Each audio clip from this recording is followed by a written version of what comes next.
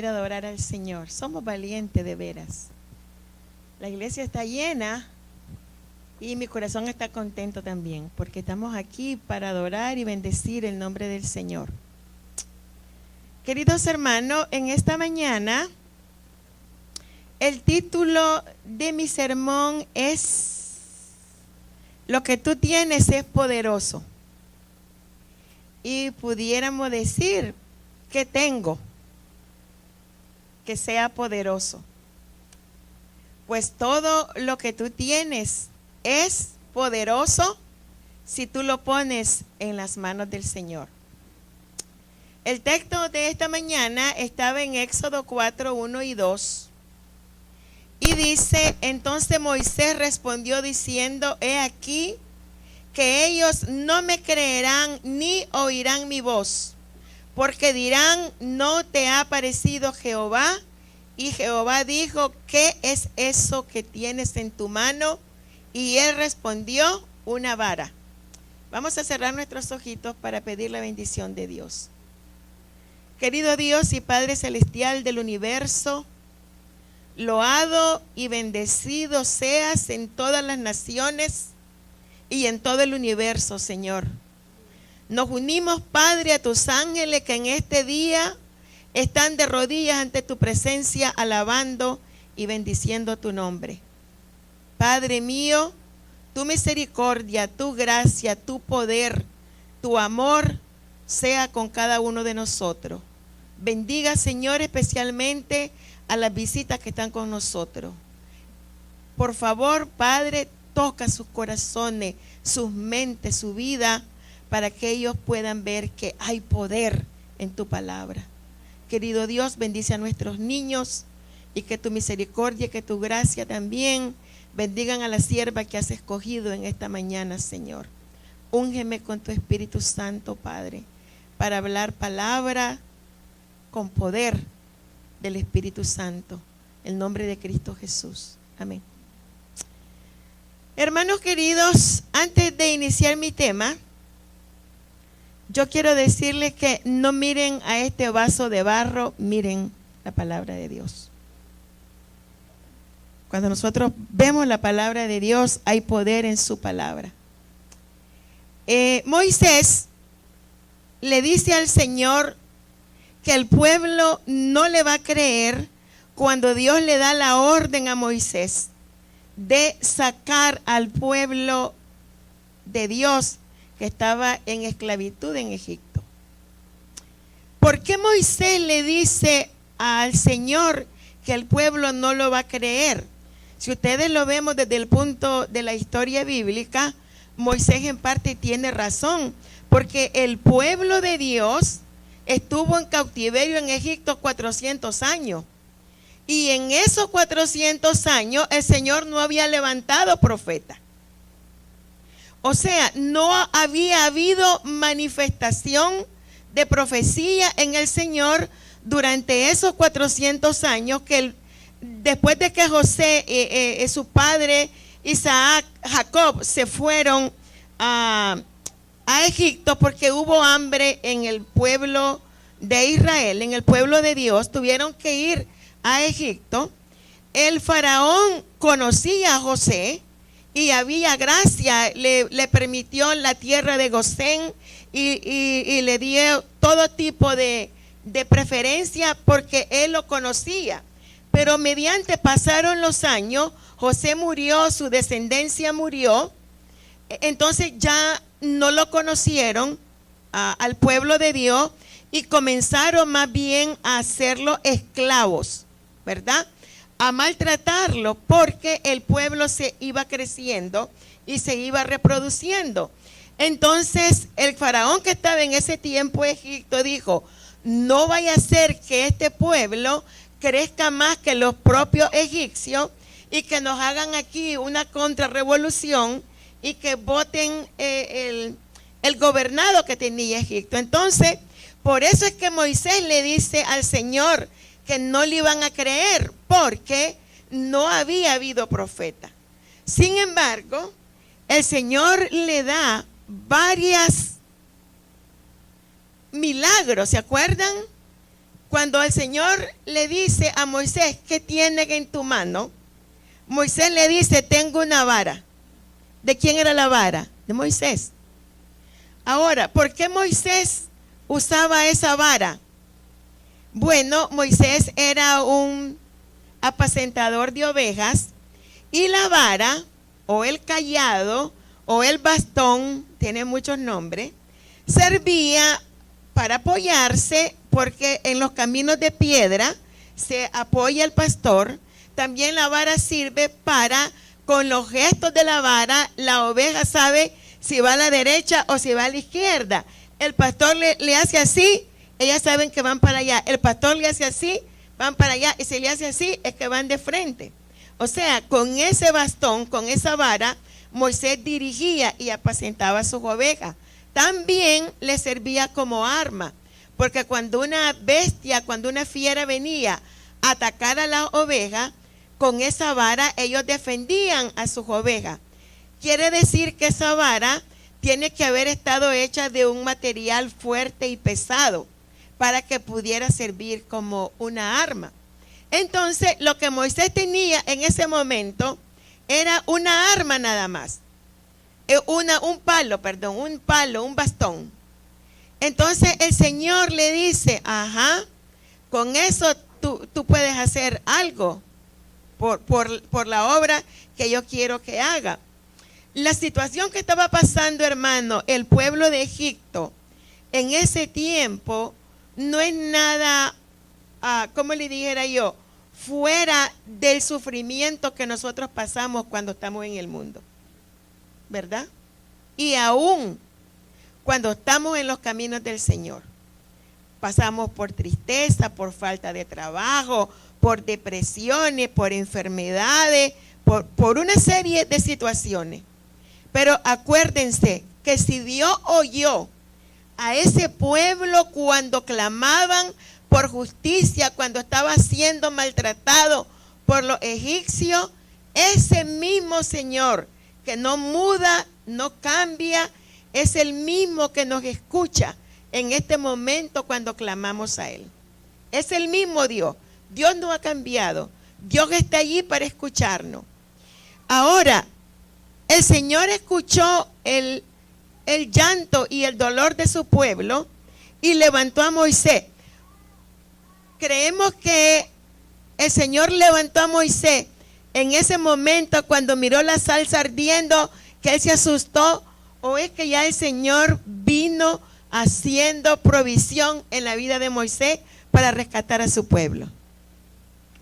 Hubo provisión. Agarre usted a un niño y échale una canasta y póngalo en el río a ver si no se va a hundir. Sin embargo, hasta en la hechura de esa canasta, que salvaguardó la vida de esa criatura, hubo providencia de Dios. Dice que lo agarraron y le echaron asfalto. Quién sabe cómo lo harían y de dónde lo sacarían. ¿Para qué era el asfalto? Para que no se le fuera el agua adentro al canasto. Lo sellaron. Con ese mismo asfalto se selló también el arca de Noé. Se hacía de lodo y de aceite y eso se hacía ese asfalto. Entonces, desde allí había providencia para ese líder que el Señor iba a levantar para salvar a su pueblo. Dice, el tiempo que Moisés pasó en el desierto, apacentando las ovejas, y su educación en liderazgo bajo la instrucción de su suegro Jetro, fueron momentos importantes de aprendizaje en la transición de Moisés de ser pastor de ovejas a pasar a ser como un líder de una nación. Dios estaba en el control todo el tiempo para que Moisés recordara esa realidad. El Señor le habló en la zarza ardiente. Sin embargo, Moisés tiene miedo, ¿verdad? Si nosotros vamos a la Biblia, hermano, vamos a ir a la Biblia a Éxodo 4.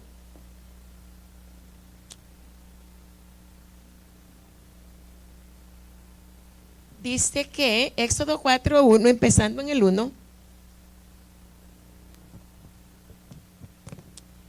Dice, entonces Moisés respondió, ellos no me creerán ni oirán mi voz, porque dirán, el Señor no se te apareció. El Señor le preguntó, ¿qué tienes en tu mano? Una vara, respondió él. ¿De quién era la vara? De Moisés. Amén.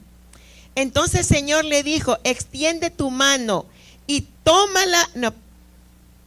Sí, y Dios le dijo, échala en tierra. Y la echó en tierra y se convirtió en culebra y Moisés oía de ella. Hermano, ¿por qué Moisés huyó de la culebra si Moisés estaba acostumbrado a ver culebras en el desierto? Un apacentador de oveja un campesino, digamos, en nuestro medio, o una persona que trabaja en el campo o en la chacra, en lo que sea, está acostumbrado a ver, y ellos saben que a una serpiente, si usted la tiene allí cerca, no hay que corrérsele, que lo mate inmediatamente. Él sabía eso. Entonces, dice que el Señor le dijo, extiende tu mano y tómala por la cola.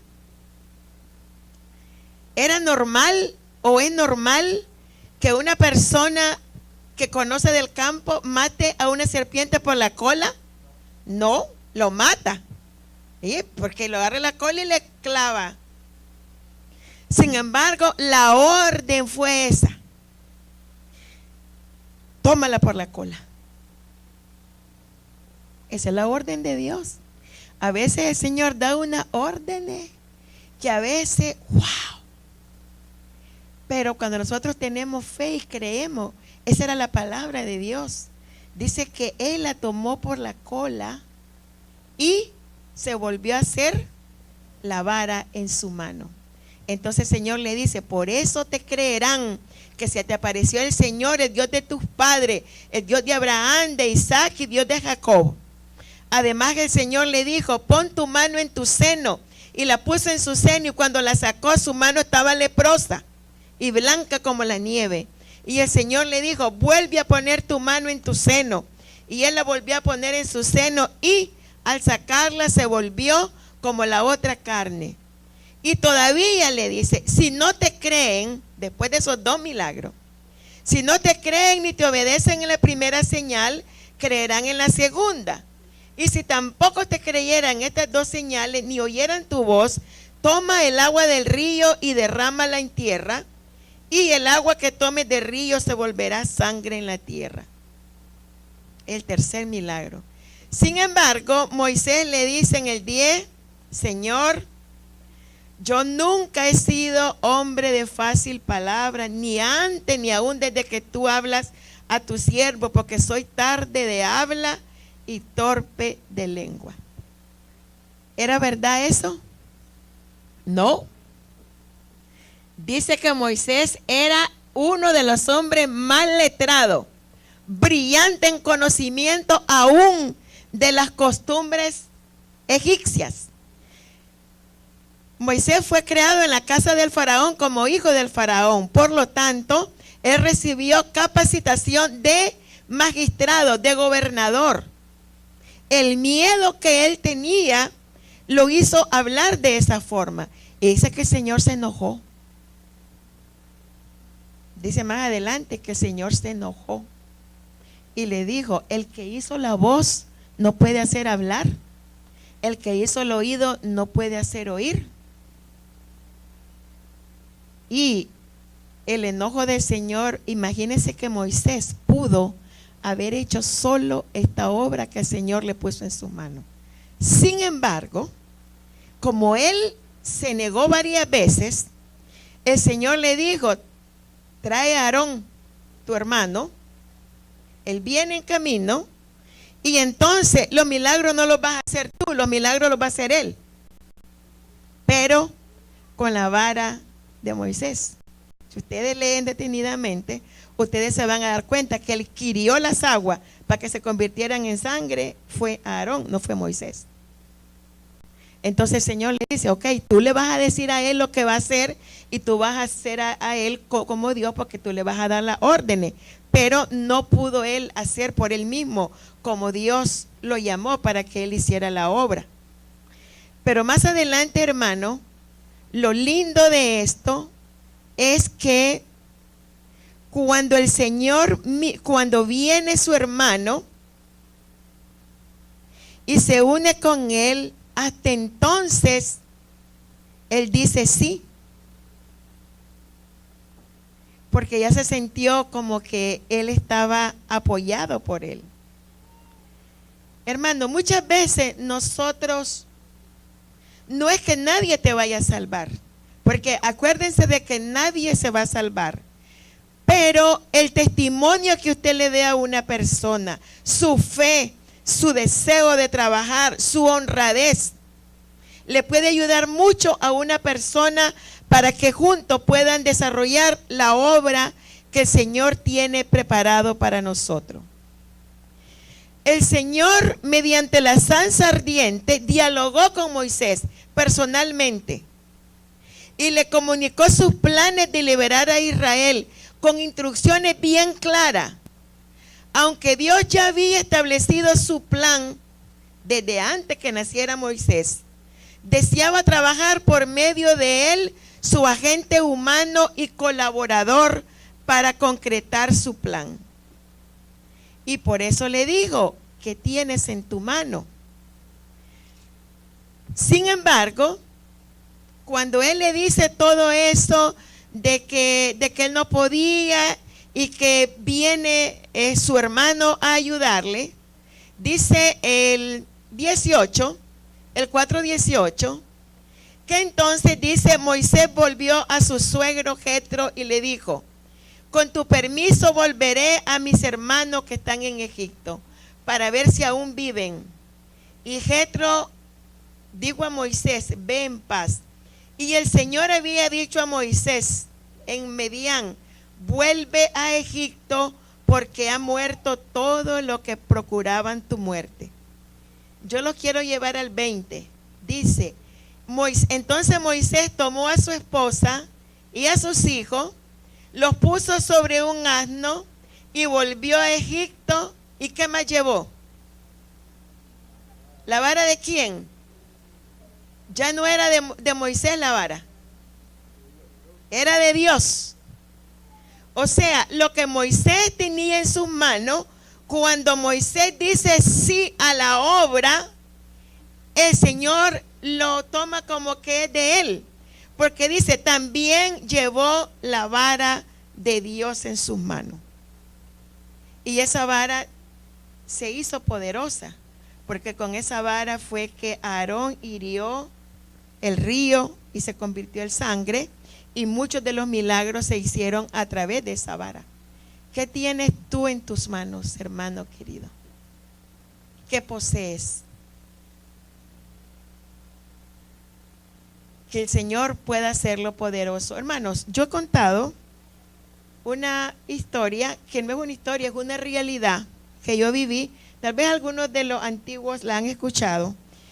Cuando yo estaba trabajando en los proyectos de ADRA, de supervivencia infantil en las montañas de mi país, se apareció una vez una supervisora de proyecto con nosotros decimos limón dulce.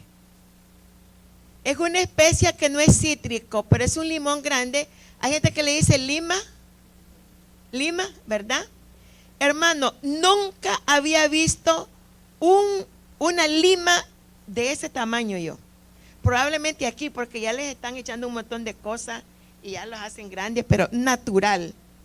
Y esa fruta en mi país se da siempre para diciembre. Y esa vez me llevó esa muchacha en una época que no era diciembre, así, hermano, esa lima. Bueno, cuando yo la vi, quise comerla. Hermano, nunca he comido una lima tan dulce como esta. Y entonces le digo yo, ¿dónde encontraste esto? Yo quiero comprar.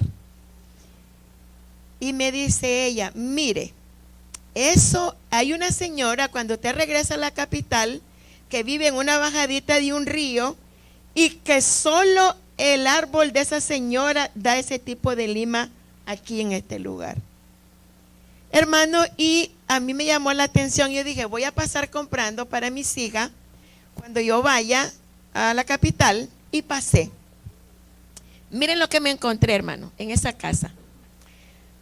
Una niña con una parálisis cerebral acostada en una camita a un lado, una señora, y entonces yo llegué, como ustedes saben, uno, hola, ¿cómo está, señora? Tenía en un cajón, mire, 2 cajones. En un cajón tenía una lima y en otro cajón otra lima. Entonces usted sabe que uno es tonto y uno va a agarrar lo más grande. Entonces vengo yo y busco la más grande de cada cajón. Entonces me dice, póngalas aquí, lo que es cajón de aquí, déjenmela aquí, lo que es de aquí. Me llamó la atención a mí, porque me dice, a la hora de cobrársela, yo tengo que tener aparte esto. Bueno, le digo, ¿y su esposo? Me dice, mi esposo se murió. Soy viuda, se enfermó y se murió, se enfermó de los riñones y se murió. Y yo vivo sola aquí. Le digo yo, señora, ¿y este árbol de limón, de lima? Le digo yo, estamos en un mes que no dan este tipo de fruta. Me dice, mis árboles me dan invierno y verano. Y en verdad los árboles estaban junto al río. Entonces esos árboles tenían invierno y verano. Entonces la curiosidad, le digo yo, señora, ¿y por qué usted tiene separado este cajón de este otro? Me dice, porque estos son del Señor y estos son míos. Sí, me dice, yo tengo un pacto con mi Dios. Mire, de este árbol compro la medicina de la niña, como, y de repente hasta compro mi ropita y no me hace falta nada. Entonces yo no puedo mezclar lo que es del Señor con lo que es mío, porque esto es de Él, eso es de Él y eso va para la iglesia. Esto es mío. Yo quisiera tener la fe de esa mujer, hermano. ¡Qué fe! Y qué bendición, hermano, ese árbol dando invierno y verano, y esa señora vendiendo esa lima, esos limones, y de eso vivía, y de eso comía, y de eso compraba la medicina de su criatura. Qué fe, hermano. Nosotros tenemos miedo ahora de dar una ofrenda o de hacer un pacto, porque creemos que en el futuro nos va a hacer falta, ¿sí o no? Sí, sí es verdad. A mí me ha pasado. Hermano, crea en Dios. En ese Dios que de un palo, de una vara, le dio tanto poder para poder sacar al pueblo del cautiverio, donde tenían al pueblo humillado, maltratado, muriendo, enfermo. Y con esa vara, Aarón, a través de Moisés, a través de Dios, hicieron grandes milagros. El Señor en este tiempo también quiere hacer milagros a través de lo que tú pongan en las manos del Señor, hermano. La palabra de Dios dice que Dios no es hombre para que mienta, ni hijo de hombre para que se arrepienta. Dios es el mismo. Y Dios está dispuesto a bendecirnos, hermano. ¿Saben una cosa? Muchas veces nosotros estamos esperando milagros de ver que brilla el cielo o que cosas extravagantes. Mire, hermano, esta vez que yo fui a Nicaragua, se cumplieron los 3 proyectos que llevábamos. Uno era con el hospital, otro era con el campo, darle comida a los pobres, y otro, darle juguete a los niños. Hermano, no se acababan los juguetes. Créamelo. No se acababan los juguetes. Imagínense que dimos en el hospital, dimos en un barrio, dimos en otro barrio, dimos en el campo. Todavía ayudamos a unos hermanos que están con los jóvenes haciendo obra misionera, iban a ir a otro campo y les dimos, y todavía, yo le digo a una hermana, dimos en la iglesia juguete. Y le digo a la hermana, ahora es que yo entiendo cómo Dios reprodujo los peces y los panes. Todavía sobraron juguetes, hay que dar un poquito todavía de juguetes. Hermano, todo lo que tú hagas, no lo haces tú, lo hace Dios. Si tú pones $100, $50 en las manos del Señor, no le estás dando tú, porque ya tú has sido bendecido a través de ese dinerito que tú dispones compartir con los pobres. Ahora, hermano, nosotros tenemos una gran faena, una gran batalla. Nosotros estamos trabajando por salir. A mí me da vergüenza cuando me preguntan, y es la verdad. Cuando me preguntó el secretario de allá de la conferencia, ¿cuántos años tienen de estar ustedes en ese basement? Y yo tengo casi 23 años, 24 años. Hermano Olivia, ¿cuándo vino usted aquí? ¿Hace 24 años? 26, dice Pilar. Bueno, yo vine hace 25. Yo estaba aquí, ¿verdad, hermana, cuando usted vino? 26 años. Da pena. ¿Creen que no? Da pena. En esos 26 años, ¿cuántos de nosotros no hemos entrado y salido dinero? Hemos comprado propiedades y hemos hecho negocios y hemos hecho todo, y no podemos hacer un pacto de amor y de poder con Dios. Esto es para todo, hermano, no se sienta mal, esto es para mí también.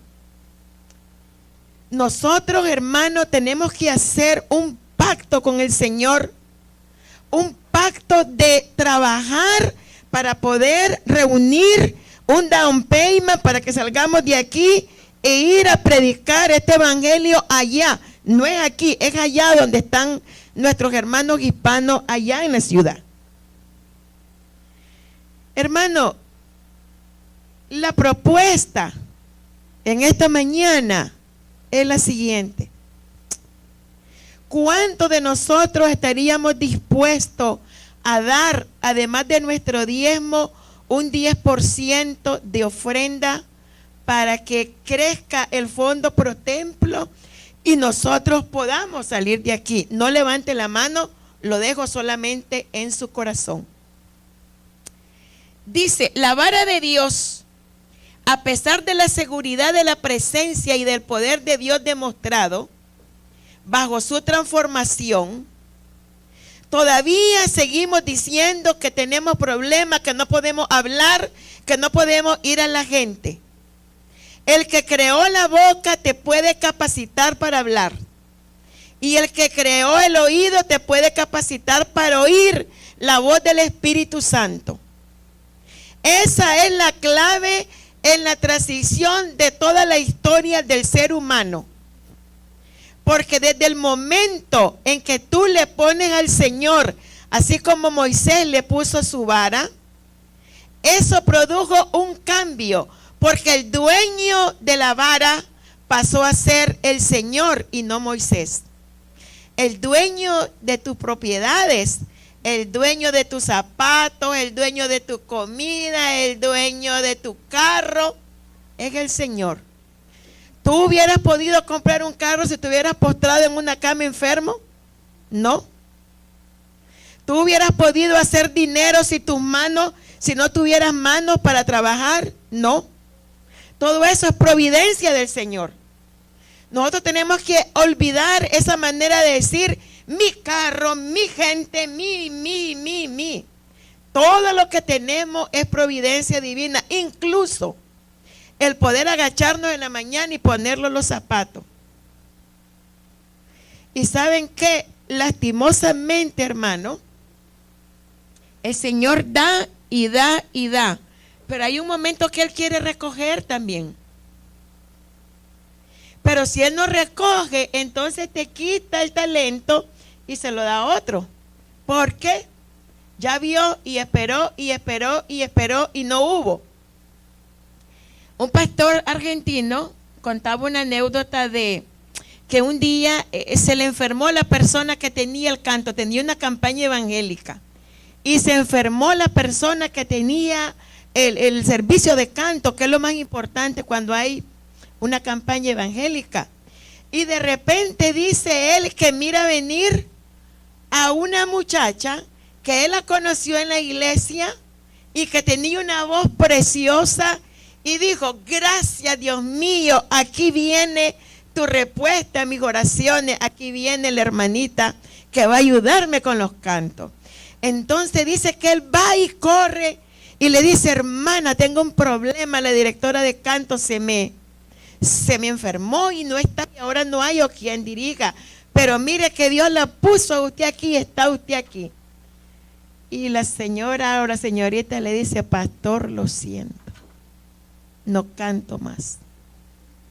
Desde que yo me casé con un converso, ya no voy a la iglesia, y por más que yo quiero cantar, mi voz sale desafinada y no puedo cantar. ¿Qué había pasado? Señor retiró el don. Cuando nosotros, hermanos, no ofrecemos humildemente parte de lo que Dios nos ha dado, acuérdense de la parábola de los talentos. Dice que el que tuvo 5 reprodujo 5, o reprodujo cuánto más, ¿verdad? 10. El que tuvo 3 reprodujo más, y el que tuvo 1 no reprodujo nada. ¿Qué hizo el Señor? Se lo quitó y se lo dio a otro. Ustedes han visto que hay personas que tienen más de un don. Ay. ¿Por qué? Porque esa persona ora, se arrodilla, pide, suplica, comparte. Y entonces el Señor: a mi hijo le hace falta esto, aquí está. A lo mejor le hace falta esto y se lo da. Porque él ha puesto su amor en las manos del Señor y las bendiciones que él le da. Dice aquí: ahora la pertenencia de todo lo que tenemos debe de ser puesta a la orden de Dios. Cuando nosotros, dice, Dios solo asumirá la dirección cuando estemos dispuestos a desistir de las cosas que tenemos. Cuando nosotros decimos sí, Dios toma control de nuestras vidas y todo pasa a ser pertenencia de Él. Tu dinerito que te ganas en la semana se multiplica, no tienes problema en gastar remedio para tus hijos porque no se te enferman, tú no te enfermas, tú tienes problemas, con lo poquito que ganas, el Señor te lo reproduce y se te hace mucho. Y aquí tenemos una determinación de lo que significa mayordomía. Oigan bien, hermano, dice: mayordomía cristiana es dar a Dios el derecho de gobernar y de asumir el control de nuestra vida y de todo lo que tenemos. ¿De quién es todo lo que tenemos? De Dios, no es nuestro. Y aún, hermano, cuando estemos pasando por el valle de sombra, dice: tu vara y tu cayado me infundirán aliento. El Señor está allí, aunque estemos pasando por situaciones, todas las pasamos, yo las paso, hermano. Yo sé que alguno de aquí viene con su corazón adolorido por algún problema, por algún familiar, por alguna enfermedad. Dicho sea de paso, hermano, yo sé que la mayor parte de aquí somos adventistas del séptimo día. Hace 3 años yo visité a mi cuñada en mi país y agarré la Biblia. Por eso ahora me da pesar, pero ya estaba avisada.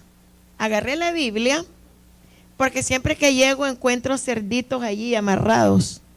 Y agarré la Biblia y le dije: mira, mamita, esto y esto dice la Biblia acerca de comer puerco.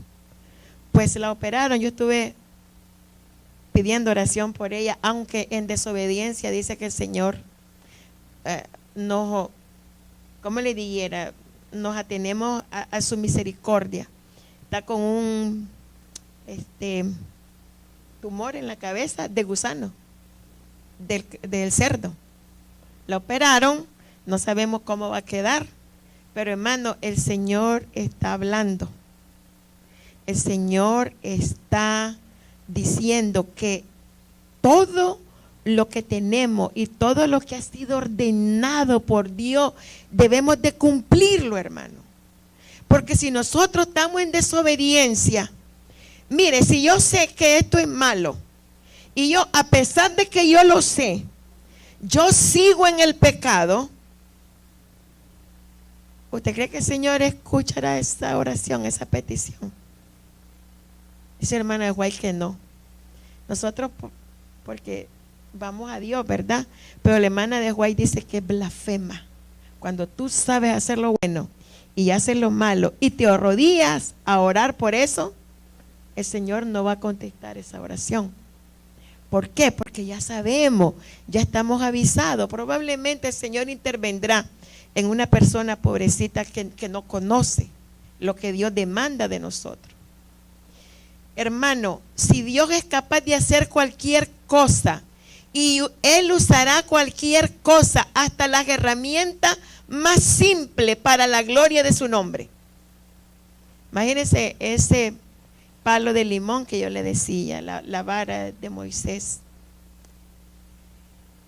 La pregunta a los mayordomos o a los miembros de nosotros es: ¿nosotros estamos dispuestos a ser usados por Dios? ¿Estamos dispuestos a ceder todo lo que tenemos en la mano y todo lo que poseemos para cumplir los propósitos de Dios? ¿Estamos dispuestos a permitir que el Señor del universo asuma el control de nuestras vidas y nuestros corazones? Dice aquí, no hay nada que sea demasiado insignificante o simple para Dios que no sea capaz de usar para su misión en la tierra. Su voz, su mente, su tiempo, sus habilidades personales pueden ser utilizadas para el servicio de Dios. Mayordomía cristiana, otra definición, es dar todo nuestro todo a Dios, y es la respuesta del corazón y la expresión de gratitud por todo lo que Él ha proveído para bendecirnos.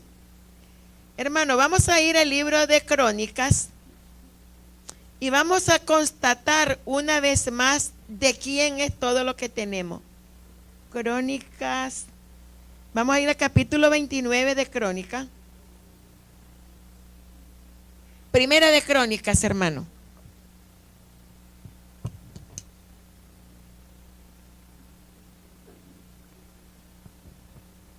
Yo quisiera, hermano, que a nosotros nos quedara en nuestro corazón y en nuestra mente esta petición que el rey David le hace a Dios.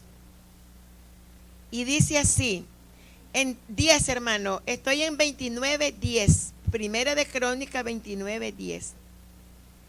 Dice así: entonces el rey David se alegró mucho y alabó al Señor ante toda su congregación, y dijo David: alabado seas tú, Señor Dios de Israel, Padre nuestro, desde la eternidad y por la eternidad. A ti te pertenece, Señor, la magnificencia, el poder y la gloria, la victoria y el honor, porque todo lo que está en los cielos y en la tierra es tuyo. ¿De quién es todo lo que está en el cielo y en la tierra? Es de Dios. Tuyo, Señor, es el reino, porque tú eres excelso y soberano sobre todo. La riqueza y la gloria proceden de ti, y tú dominas todo. En tu mano está la fuerza y el poder, y en tu mano está engrandecer y dar poder ¿a quiénes? A todos. ¿Se dan cuenta, hermano? Aquí David no está diciendo, tú le das a uno y a otro no le das. No. Dice que en él está el poder, en su mano está el poder para engrandecer y dar poder a todo. Hermano, hagamos nuestra esta petición de David. El Señor está dispuesto a bendecirnos a todos, blancos, negros, morenos, negros, blancos, pobres, pequeños, grandes. Hermano, Dios no mira, Dios no hace acepción de personas. Dios está con su mano extendida solamente esperando en que tú aceptes la invitación. Dice, ahora Dios nuestro, alabamos y loamos tu glorioso nombre, porque ¿quién soy yo y quién es mi pueblo para que pudiésemos ofrecer de nuestra voluntad cosas semejantes, siendo todo tuyo? Lo que hemos recibido de tu mano, eso te damos. Cuando usted le da algo al Señor, es porque el Señor ya le ha proveído. De su mano recibe, de su mano dé. Hermano, yo voy a cerrar con una experiencia que escuché en un sermón y que vale la pena aplicarlo. Dice de que en un colegio, específicamente el colegio de Loma Linda, dice que el profesor se sentía un poquito acalorado y en el tiempo del receso decidió caminar por allí un poquito en el jardín de la universidad, y dice que un alumno que tenía problemas con una área se le acercó y le dijo, mire, le quiero preguntar, sí, le dice, me pregunta y caminamos porque quiero caminar. Durante iban caminando, dice que miraron dos zapatitos allí de la persona que cuida el jardín. Como él andaba regando las plantas, dice que se quitó sus zapatitos y los puso en la vereda y se fue a regar las plantas. Entonces dice que le dice el alumno profesor, ¿qué le parece, profesor, si le hacemos una broma a este señor y le escondemos los zapatitos a ver cómo reacciona? Entonces dice que este profesor, lleno de sabiduría del Espíritu Santo, le dice, mira, me parece que puede reaccionar, podemos darle una preocupación y se va a asustar, pero yo tengo una idea mejor que esta. ¿Por qué le dices, andas 2 monedas allí? Sí, tengo monedas.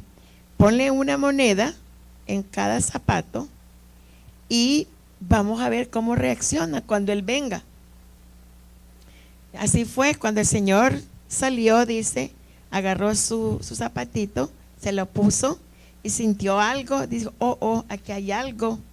Y entonces dice que sacó la moneda y dice que su felicidad fue tan grande que se arrodilló y dice, Señor, gracias, porque usted sabe que no tenía con qué comprar el pan para llevarle a mis hijos esta tarde. Señor, gracias, porque usted me puso esta moneda en mi zapato. Se levantó y agarró el otro zapato y igual sintió la moneda y dice, ay, Señor, es que fueron 2 monedas las que me regalaste.